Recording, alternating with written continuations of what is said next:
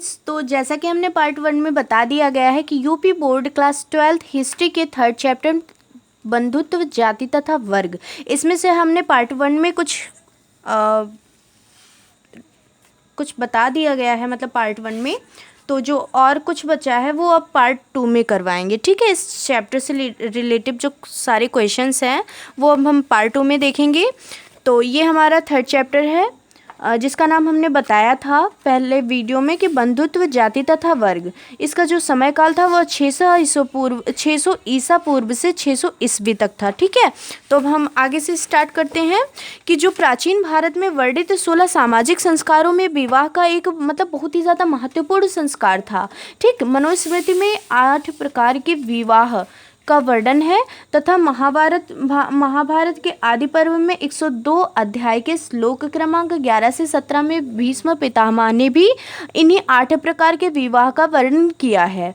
तो मनुस्मृति एवं भीष्म द्वारा वर्णित यह 8 प्रकार के विवाह हैं। पहला क्या है? ब्रह्म विवाह।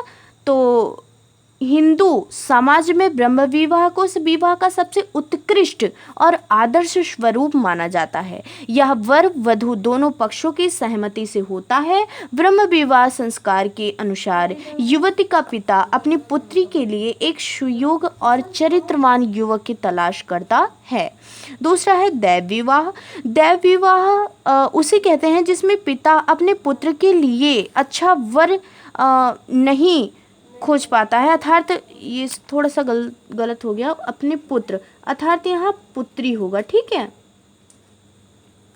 अपने पुत्री के लिए अच्छा वर नहीं खोज पाता है तो उस किसी यज्ञ में अपनी बेटी को दान दे देता है, उसे ही दैव विवाह कहते हैं।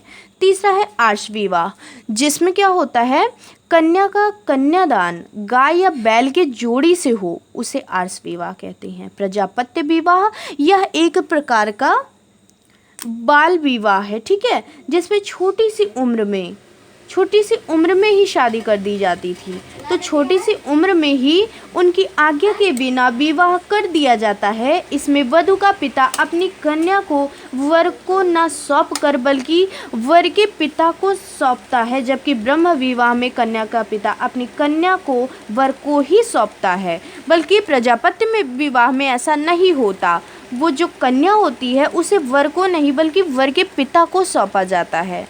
ये ऐसा बाल विवाह में होता था, ठीक। अब 5वें नंबर पर चलते हैं जो कि असुर विवाह है। तो वर से यथाशक्ति धन लेकर माता पिता अपनी कन्या का उससे विवाह करते थे, उसे ही असुर विवाह कहते हैं, ठीक। 7वां है गंधर्व विवाह। तो जब वर कन्या एक दूसरे के गुणों पर आकर्षित होकर विवाह करते हैं तो उसे गंधर्व विवाह कहते हैं। 7वां है राक्षस विवाह। बलपूर्वक कन्या का अपहरण करके विवाह करना, उसे राक्षस विवाह कहते हैं। पिशाच विवाह, तो सोती हुई बेहोशी एवं जबरदस्ती कन्या के साथ गलत व्यवहार करके उससे विवाह हेतु मजबूर करना, ये पिशाच विवाह के अंतर्गत आता है, ठीक। मनुस्मृति में यह सबसे खराब विवाह माना जाता है। बात तो सही है, क्योंकि ऐसे किसी के साथ ऐसा गलत व्यवहार नहीं करना चाहिए, ठीक। तो अब मेरे ख्याल से अगर कहा जाए तो गंधर्व विवाह और ब्रह्म विवाह, मेरे ख्याल से यही 2 विवाह सही लग रहा है। क्योंकि ब्रह्म विवाह में एक बार फिर से देखते हैं, ब्रह्म विवाह में बताया गया है हिंदू समाज में ब्रह्म विवाह को विवाह का सबसे उत्कृष्ट सबसे सर्वोच्च सबसे ऊंचा स्थान दिया गया है, ठीक, और आदर्श स्वरूप माना जाता है। यह वर वधु दोनों पक्षों की सहमति से होता है, ठीक है। ब्रह्म विवाह संस्कार के लिए अनुसार युवती का पिता अपनी पुत्री के लिए एक सुयोग्य और चरित्रवान युवक की तलाश करता है। पहला ये हो गया, बल्कि दैव विवाह में ऐसा नहीं है, ना कि आर्ष विवाह में, ना कि प्रजापत्य विवाह में है, ठीक। और असुर विवाह में ऐसा नहीं है। और गंधर्व विवाह में है जब वर कन्या एक दूसरे के गुणों पर आकर्षित होकर विवाह करते हैं तो उसे गंधर्व विवाह कहते हैं। और मेरे ख्याल से ब्रह्म विवाह और गंधर्व विवाह बिल्कुल सही है, और बाकी जितने भी विवाह हैं वह मतलब उतने सही नहीं हैं जितना कि गंधर्व विवाह और ब्रह्म विवाह सही है, ठीक। तो अब हम बात करते हैं आगे। प्रथम 4 उत्तम एवं अंतिम 4 बेकार, अर्थात जो प्रथम 4 विवाह हैं वह कुछ ठीक हैं और जो अंतिम की 4 विवाह हैं वह बिल्कुल ठीक नहीं है। तो कुछ अन्य विवाह इस प्रकार थे।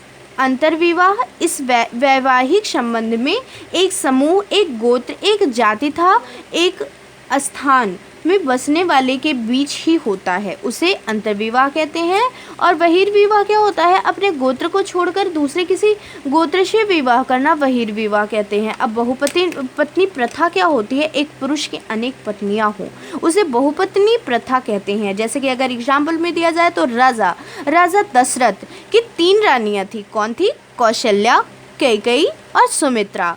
ठीक है, तो बहुपति प्रथा, इस प्रथा में क्या होता था? एक ही स्त्री की कई सारे पति होते थे, तो यह प्रथा कम प्रचलित थी। ठीक है, अगर इसमें भी एग्जाम्पल दिया जाए तो जैसे महाभारत में जो द्रौपदी थी, नाम तो सुना ही होगा आप लोगों ने, उनके 5 पति थे। 1 2 3 नहीं बल्कि 5 पति थे, जिसका नाम था युधिष्ठिर, भीमसेन, अर्जुन, नकुल और सहदेव। ठीक, अब बात करते हैं हम वर्ण व्यवस्था की। ठीक है, तो प्राचीन समय में समाज को जो चलाया जाता था और ब्राह्मणों ने जो नियम चलाया जाता था, जो नियम मतलब चलाए थे, उसी को उस समय का संविधान माना जाता था और उस संविधान के नियमों का पालन हर एक व्यक्ति को करना होता था। तो ब्राह्मणों ने बहुत सारे धर्म शास्त्रों की रचना की, उसमें से एक सबसे प्रसिद्ध विधि ग्रंथ की बात करें तो वह था मनुस्मृति। रचनाकार मनु, जो कि एक ऋषि का नाम है, ठीक है, जिन्होंने मनुस्मृति की रचना की। और बाकी जो रचना है वो रचना काल 200 ईसा पूर्व से 200 ईस्वी तक की गई थी। ठीक, और मनुस्मृति में जो वो बहुत सारे नियम कानून बनाए गए थे जिससे कि प्राचीन काल में भारतीय समाज को चलाया जा सकता था। 4 वर्ण और उनकी आजीविका, तो पहला है ब्राह्मण, जो कि ब्राह्मण ग्रुप में क्या आता था कि यज्ञ करते थे ये लोग, दान दक्षिणा देते व लेते थे, वेदों का अध्ययन भी करते थे, लोगों को शिक्षा प्रदान करते थे। ठीक, क्षत्रिय वर्ग में क्या होता था? युद्ध करते थे, न्याय करते थे, लोगों की सुरक्षा करते थे, दान देते थे और यज्ञ करवाते थे। वैश्य में क्या होता है? कृषि करना, अर्थात कृषि करते थे, गोपालन करते थे, व्यापार करते थे, दान देते थे और यज्ञ करवाते थे। शूद्र में क्या होता है? ये तीनों ब्राह्मण, क्षत्रिय, वैश्य, अर्थात ये तीनों वर्गों की सेवा की जाती है जो कि शूद्र लोग करते थे। अब आगे बात करते हैं। एक क्वेश्चन बन रहा है कि वर्ण व्यवस्था के नियमों का पालन करवाने के लिए ब्राह्मणों ने कौन कौन सी नीतियाँ अपनाई थी? तो पहला पॉइंट है, वर्ण व्यवस्था की उत्पत्ति को ब्राह्मणों ने दैत्य व्यवस्था बताया। इन्होंने ये बताया कि इस व्यवस्था को हमने नहीं बनाया बल्कि देवताओं ने मिलकर बनाया है। तो दूसरा पॉइंट आता है, शासकों द्वारा इस व्यवस्था को लागू करवाया। ब्राह्मणों ने राजाओं को आदेश दिया कि वो अपने अपने राज्य में वो इस व्यवस्था का पालन कठोरतापूर्वक करें। तो शासकों द्वारा इस व्यवस्था को लागू करवाया। ब्राह्मणों ने राजाओं को आदेश दिया कि वो अपने अपने राज्य में वो इस व्यवस्था का पालन कठोरतापूर्वक करें। तीसरा पॉइंट है, लोगों को विश्वास दिलाया कि उनकी जो प्रतिष्ठा थी, जो प्रतिष्ठा जन्म पर आधारित है, ब्राह्मणों ने ये किया कि ये विश्वास दिलाना प्रारंभ किया कि जो ऊंचे कुल में जन्म लिया है वह ऊंचा माना जाएगा और जो नीचे कुल में जन्म लिया है वह नीचा माना जाएगा। ये 3 तरीके बनाए थे वर्ण व्यवस्था का पालन करने के लिए। बात करते हैं जाति व्यवस्था। तो 4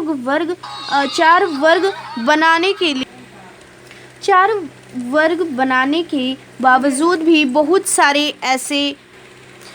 सारे ऐसे लोग बच गए थे जिनकी आजीविका वर्ण व्यवस्था से मेल नहीं खाती थी। इसलिए जो ब्राह्मणों ने जो ब्राह्मण थे उन्होंने उन लोगों को जाति में बांटना शुरू कर दिया था। ठीक, जैसे कि अगर एग्जाम्पल दें तो सोने का काम करने वाला क्या होता है? सोनार, तेल बेचने वाला तेली, चमड़ा काटने वाला चमार, बाल काटने वाला नाई, जूता सिलने वाला मोची, कपड़ा धुलने वाला धोबी। इसी प्रकार से ये जाति व्यवस्था बनाई गई थी।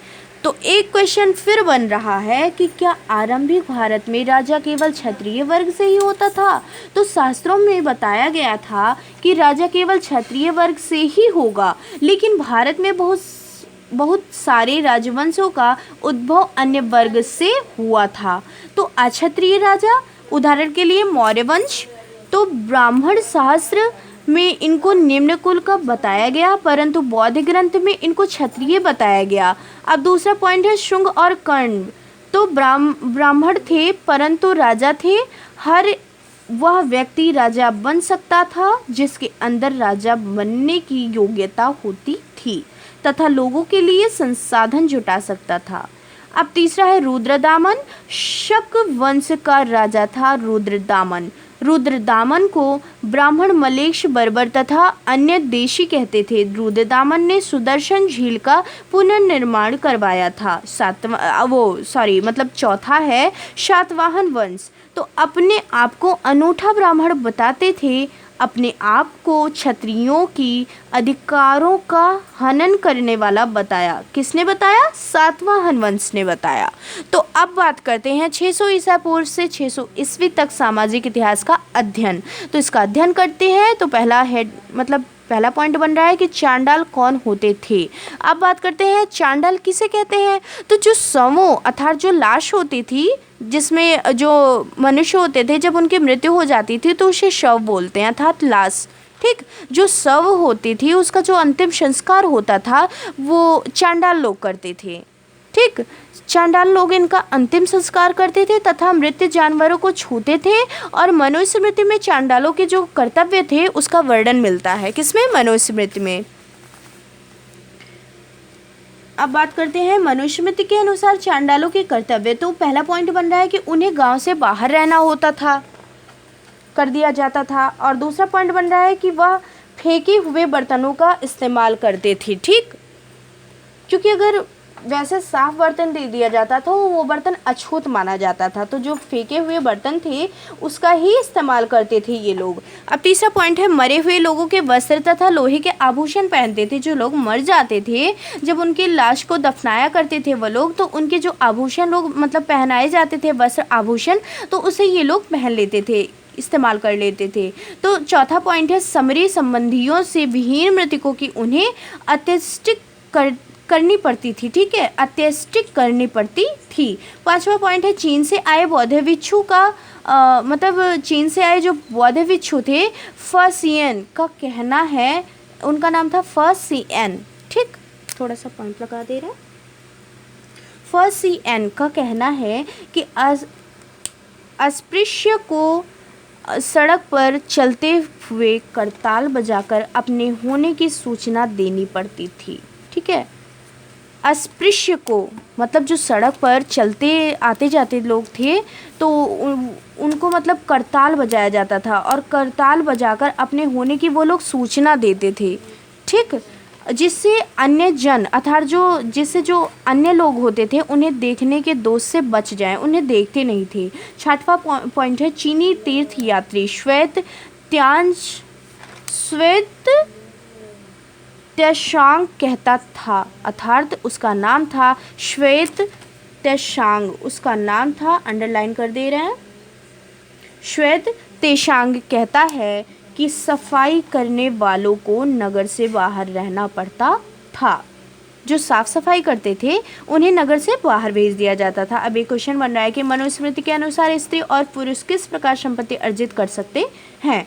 तो इसका पहला पॉइंट है मनुस्मृति के अनुसार पैतृक जायदाद का माता पिता की मृत्यु के बाद सभी पुत्रों में समान रूप से बंटवारा किया जाना चाहिए, किंतु ज्येष्ठ पुत्र की सबसे जो ज्येष्ठ पुत्र थे उस ज्येष्ठ पुत्र विशेष भाग का अधिकार होता था, उस पर ज़्यादा अधिकार किया जाता था। दूसरा पॉइंट है स्त्रियां इन पैतृक संसाधन में हिस्सेदारी की मांग नहीं कर सकती थी।